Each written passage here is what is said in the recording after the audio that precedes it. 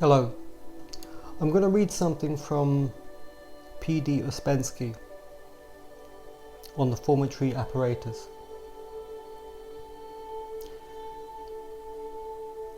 But ideas of this system, or similar ideas, cannot be understood by the formatory apparatus at all. Formatory apparatus has very definite limitations. One of its peculiarities is that it compares only two things, as though in any particular line only two things existed. Then formatory center likes thinking in extremes. For instance, it either knows everything or it knows nothing. Another of its peculiarities is immediately to look for the opposite. You can find many examples of formatory thinking. For instance, if I say, you must do this or you must do that, then people say, but you said we cannot do. If I say, this needs willpower, they say, how if we have no will? If I speak of being more conscious or less conscious, people say, but we have no consciousness. These are all examples of formatory thinking.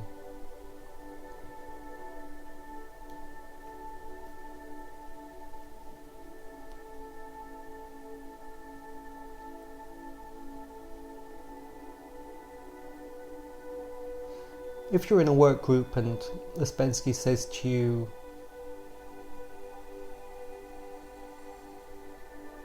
that you should try to do this, and you jump back and say, how if we can't do?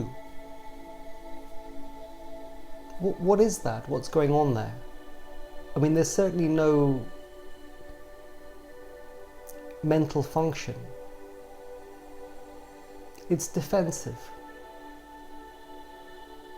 It's reactive.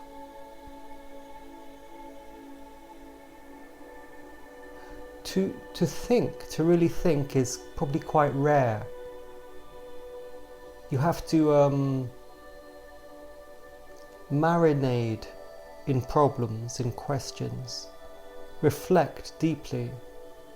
Only that creates an intimacy with a question, an intimacy, an inner working, and it brings in the other centers.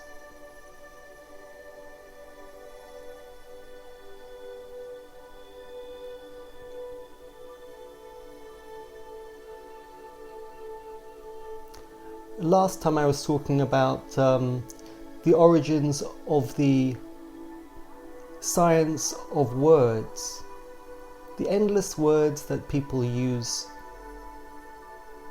and have constructed huge theories that sound so good but have not saved mankind and have created more problems and have dissolved the consciousness of ancient people. And Gurdjieff had described how that began in ancient Greece, when bored fishermen sitting on their boats all day came up with a way to play with their mind and just talk about sweet nothings. And it was so valued, people found it so entertaining, and they wrote down these endless explanations with lots of big words, and they passed them around on parchment. And today, if you look at the media of any sort, it is very valued if the media stimulates the turning of your mental center.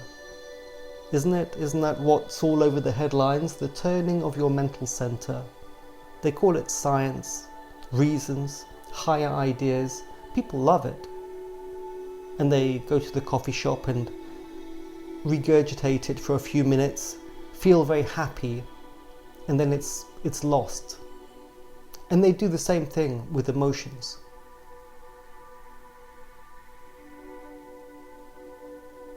After they return home,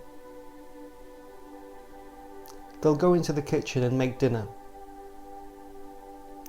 Roast chicken and glazed carrots. And as they cut those vegetables and prepare the gravy, there will be thinking, or rather there will be a mental functioning. It won't be all done by the body. There will be consideration coming from the mental function. And it will be quiet, and it will be integrated into their physical work and the preparation of dinner. And that is the real mental function. It is quiet. Sometimes the mental functions precipitate into words in order to give them more, in order to work in a slightly different way, a slightly more obvious way. But the mental function is functioning anyway. It is functioning in many of the things you do, especially skilled tasks. You can't do it just by the body. Every time you need to make a small adjustment, if the onions are larger or smaller, if the onions are old and they've got dark skin and you have to pull off a couple of layers before you start chopping, that requires the mental function. But it's quiet, you see. Now the interesting thing is that if we go back to the situation with Ouspensky and how students jump back at him, that's defensive. That comes from a person who is trying to prevent anything changing. I think inside people are terrified of the unknown, and thinking is unknown. Perhaps people are particularly terrified of things that are unknown inside them. If somebody indicates to you that inside you there may be real thinking or a soul, it is terrifying to you. It is as if you don't know who you are. That's a feeling of anxiety that you push back. And society as a whole does not like to be told that it doesn't know something. It is worried about, people are worried about what they think of themselves and what other people think of them. So fragile is their identity that it can be easily rocked. And so they calm themselves and they distract themselves from real thinking, real reflection.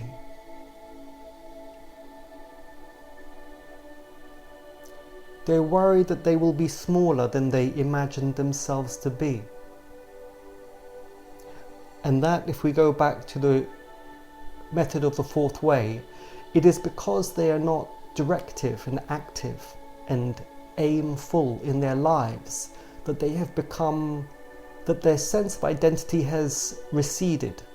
Because when you're strong and you have aims and you do, then you know who you are.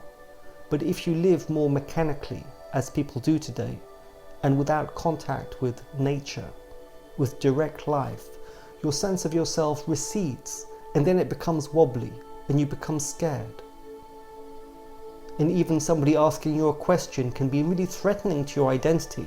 You can freak out, and you can hate them for it, and you can cancel them. Such is the human situation. And in terms of the endless wordages of so-called science, it is like human beings have mixed their socializing. They've mixed their socializing with their mental functions and made a game of it, and they have damaged it.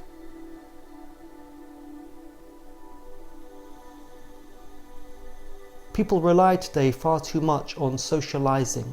In the past, you maybe met only 100 people in your entire life, and it was enough. And each of those people marked you. Today you can walk past 100 people in a few seconds in the street, and they will not mark you. This is all dissolution.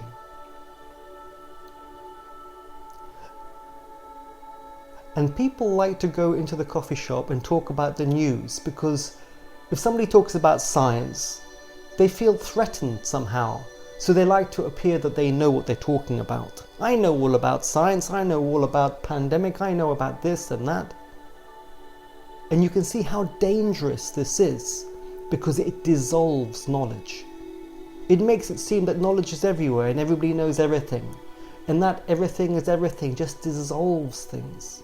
In the past, philosophers and serious people lived in privacy, and they had schools of small people, small groups of people who worked together and followed the leader, and knowledge was kept within sheaths.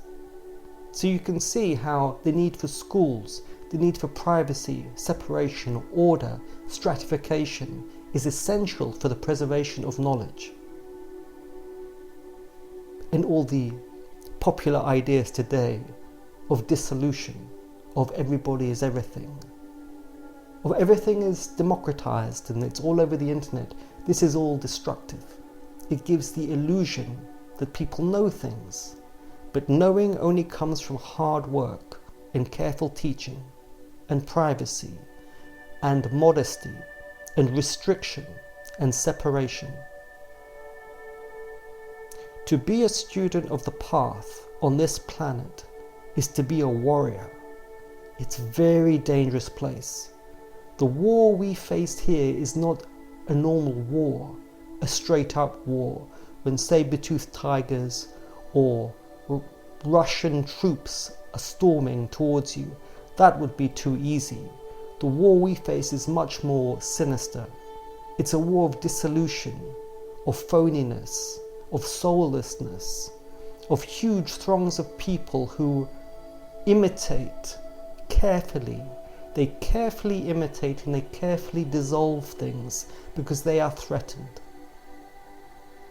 Human beings have got themselves into a really bad situation here, and we need to separate from them.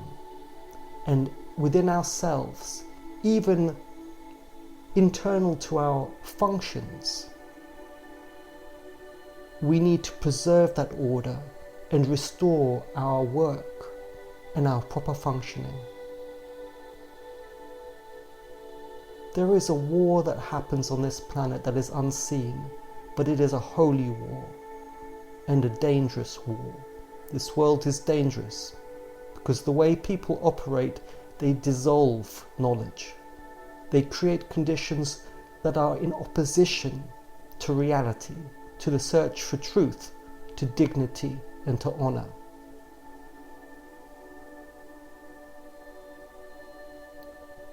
And if you are a warrior of the truth, you may live and die like that and no one will ever know. No one will ever know. No one will thank you. It will be invisible, and yet it will be true.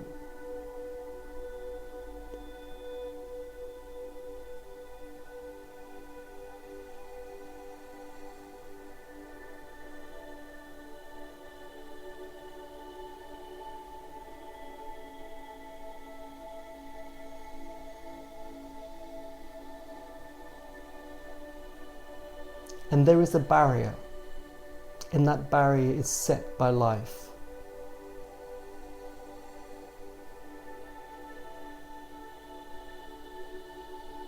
And on the other side of that barrier is freedom.